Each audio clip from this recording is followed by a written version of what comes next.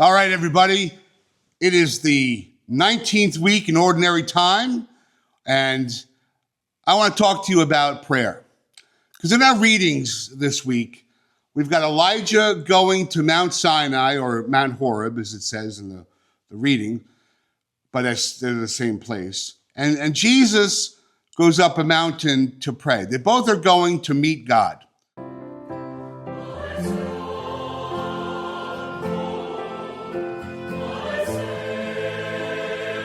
And it made me think about the time that I spend in prayer. Now, as a priest, I have to spend a lot of time in like church prayer. You know, the diocesan priest spends time doing mass.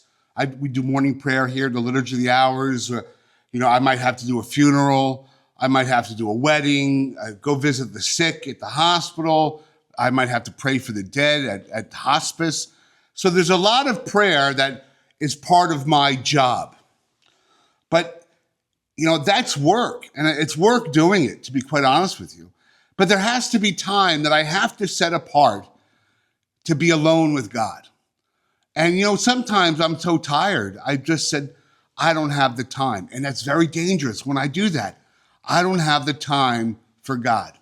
Because when I think about the gospel, this week, it's the Gospel of Matthew, Jesus has just fed the 5,000 plus the women. And afterwards, he goes up a mountain to pray, to be with God. And he's there for hours. He tells the disciples to get into a boat and meet him on the other side of the lake. Now, I was thinking about the fact that, if the Son of God, the second person of the Holy Trinity, goes and spends time with God in prayer, and we hear that multiple times, he doesn't just shoot up a prayer, hey, God, good to see you, hope to talk to you later. He goes and he spends time alone. Now, sometimes it's in the synagogue, sometimes it's in the temple, but many times it's by himself up a mountain, where no one's going to bother him, and he can just be alone with God.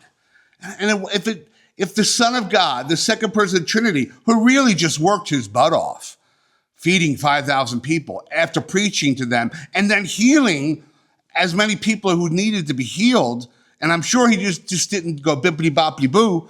I'm sure he prayed, he said words. It's work. And so even after that, he went and he spent time in prayer. And so I had to really think about that. But that, to me, the crux of these readings is that Elijah had to go to be alone with God. And he encountered God in a small, still voice. It's just a whispering sound, a zephyr, depending on the translation, but I like a small, still voice. It wasn't in the lightning and the thunder, it wasn't in the fire or the earthquake. It was in the small, still voice. He had to be paying attention to hear that voice, but he had to be alone. He couldn't be in the hustle and bustle of Jerusalem or other parts of Israel. He had to be alone to hear that voice. He had to be quiet. Things had to be still, and that's why Jesus goes up a mountain. He goes off away from the temple, which is full of activity. He goes away from the synagogue, which is full of activity. And so he needed to find time alone.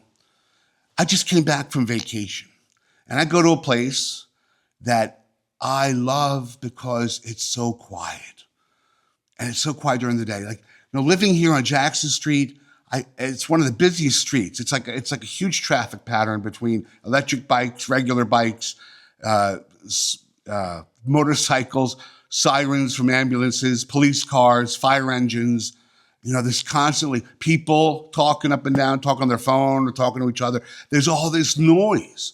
And so when I go away, it's like, I just sit there in the silence of the night and go,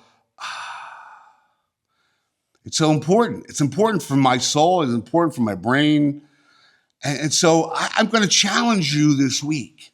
And I'm going to ask you, one, how much time do you spend with God? I mean, if it's good enough for the Son of God to spend a lot of time with God, I'm not telling you need to spend 6 hours with God, but how much time do you spend with God?